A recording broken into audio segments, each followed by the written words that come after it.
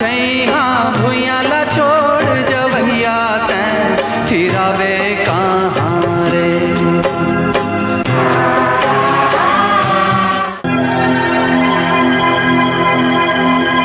उदय बेटा। हाँ बाबूजी, और कपड़ा ला प्रेस कर दे बाबूजी। प्रेस तय करे थे? मैं कार्तिक ला कह रहे हूँ। हाँ कार्तिक टॉयलेट गया बाबूजी, मोला की इस्तेमाल कर दे उमा का है। अरे मैं सब जानता हूँ काम चोर के बहाना ला। जब भी कोनो काम दो बहाना बना के भाग जाते सारे। पता नहीं कहा काम कर ही जिंदगी में टूरा। बेटा उदय, मोला तोरे ऊपर भरोसा है। पढ़ लिख के तय जल्दी साहब बन जा और सपना पूरा हो जाही। अब इस साले कार्तिक कहा काम करा थे एला देखता हूँ। कहा जरूरत है? कुछ जरूरत है भीतरी में। बाबूजी साले बीड़ी पिया था?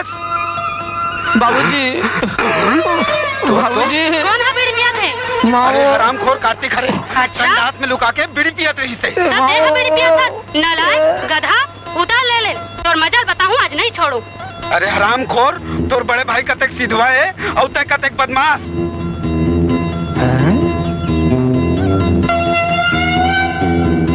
अबे अपन ला नहीं तो अपन भाई ला देख। देखा था भैया ला।